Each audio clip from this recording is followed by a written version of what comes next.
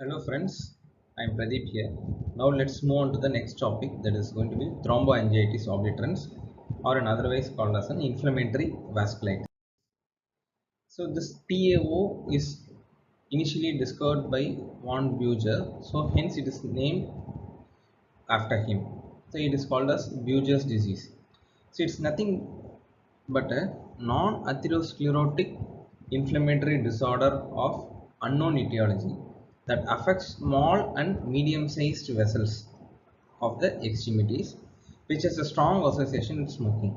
These vessels can be either arteries as well as veins. Since the inflammatory reaction is usually progressive and also it will be segmental in nature.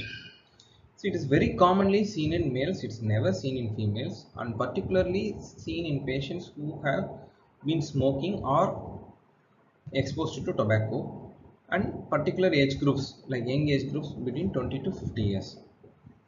The patient presents with claudication. Claudication is nothing but muscular pain, muscular crampy kind of pain. So whenever there is any arterial occlusion or a peripheral arterial occlusive disease, whenever the patient tends to walk, because of walking, the muscle will require more amount of blood supply, which is not possible with the peripheral arterial occlusion. So hence those muscles will develop energy through anaerobic metabolism, thereby producing lactic acid as well as substance P. Because of the lactic acid and substance P, there will be increasing pain. That is called claudication. So this claudication claudication pain will settle once the patient rests, and again it will occur only when the patient is doing some exertion work or patient is walking. Whereas the rest pain is nothing but it occurs even at rest, because it has entered into decompensated phase. It is called a critical limb ischemia phase, that is called rest pain. And finally patient will develop ischemic ulcers. With regard to Buerger's disease, it not only affects the arteries but also affects the vein, and thereby causing thrombophlebitis, superficial thrombophlebitis, which is migratory in nature, can occur in the upper limb, lower limb, etc. So moving on to the histopathology. So since it is an inflammatory disorder of unknown etiology, there will be intense inflammatory infiltrate in the acute phase. Because of the intense infiltrate, because there will be polymorphonuclear, that is a neutrophil infiltrate will be there, and there will be micro abscesses. These are micro abscesses. The entire vascular wall is filled with the thrombus, thereby causing obstruction or occlusion of the vessel. In the subacute phase, the gradually the cellularity decrease, and in the final stage there will be a mature thrombus with fibrosed vascular wall is noted.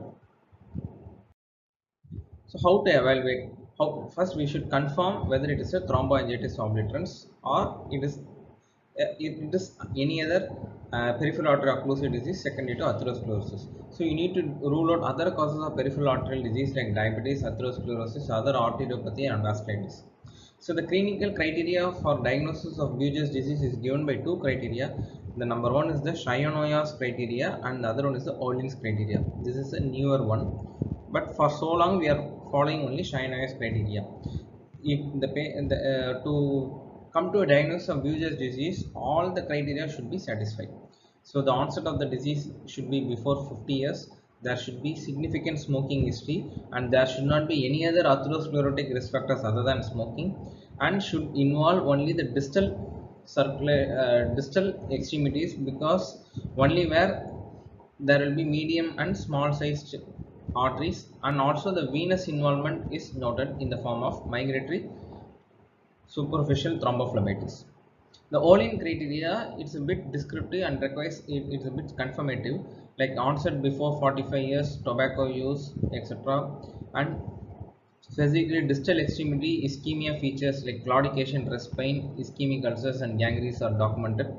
And the lab test to rule out autoimmune or connective tissue disorders or diabetes, and to rule out any other source of emboli with the form of echocardiography, because of the emboli can also be a cause for limb ischemia, and consistent arteriographic findings which we will discuss what are those arteriographic findings in the next slide. So in CT angiography, the specific finding will be there will be a segmental occlusion. See, this is the vessel and there is no vessel here. So there will be segmental occlusion of the vessel and there will be distal runoff. This is called distal runoff. So how this distal runoff is happening without the in the absence of this vessel? Because of this collaterals. So these are the collaterals. So there is a specific terminology for the collaterals that occurs in the Buerger's disease. They are called corkscrew collaterals. They are corkscrew collaterals because they are nothing but the dilated vasa vasorum around the nerves and also the vessels to establish the vascular continuity to the distal vessel, creating a distal runoff. So the treatment specifically includes cessation of smoking. Smoking cessation is a must. Either you stop smoking or you stop living with the limb. Then aspirin, clopidogrel, blood thinning agents, and cilostazol is a phosphodiesterase 5 inhibitor, thereby having a vasodilatory effect. Surgical revascularization is quite ineffective because of the segmental occlusion and because of the smaller vessels being affected. Whenever a larger vessel being affected, we can try for a bypass procedure as well as a angioplasty. That is not possible. Endovascular therapy will be very challenging because of the smaller caliber of the vessels that are being commonly affected.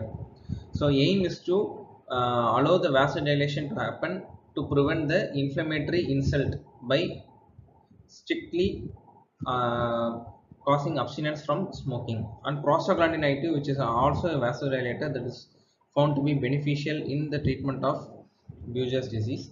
And lumbar sympathectomy where you do a sympathectomy at the L2, L3, L4 roots, thereby increasing the blood flow to the skin by causing vasodilation.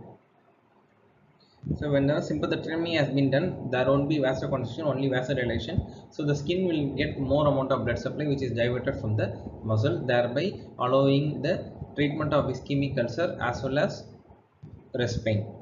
And if nothing else settles, amputation is the final treatment. So with this idea, we can come to a conclusion that thromboangiitis obliterans is an inflammatory disorder of unknown etiology, more common in males, smokers, younger age group, not associated with other risk factors for atherosclerosis. It is a segmental occlusive disease. Hence, surgical revascularization or endovascular therapy, which is the standard for other peripheral arterial occlusive disease, is not feasible in this situation. Only thing is medical treatment with the help of vasodilators like cilostazol and prostaglandin I2 and cessation of smoking seems to be the best treatment available. In extreme cases, patient might require lumbar sympathectomy to alleviate the rest pain, and in severe gangrenous situation, amputation is the final treatment. Let's discuss these MCQs.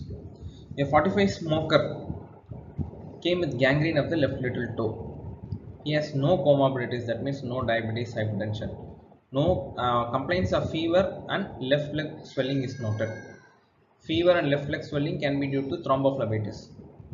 The attending surgeon could not palpate the anterior and posterior tibial arteries and the popliteal arteries, femoral being palpable on the left side, whereas the right side all vessels are palpable. There is no syncope or chest pain to rule out any other embolic source. What is the most probable diagnosis? It satisfies the classical Shinoy's criteria: age less than 45, smoking, no risk factor for atherosclerosis other than smoking, and distal vessels are only included, and there is migratory superficial thrombophlebitis. Hence, it is a Buerger's disease.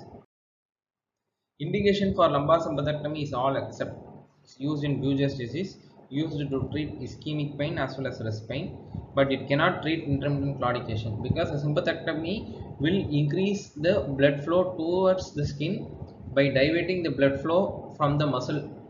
So already claudication occurs because of the decreased blood flow to the muscle. If sympathectomy is done, there will be more amount of it will be more detrimental to the claudication, so hence it should not be done. What is the criteria used to define Buerger's disease? We discussed Shayana's criteria and Olin's criteria. So in lumbar sympathectomy, which root value is spared? L1 root value is spared because that is where the hypogastric plexus will be starting, that is responsible for potency. So if that is lost, patient will become impotent. So lumbar sympathectomy should be done at the root value of L2, L3 and L4, and L1 should be spared.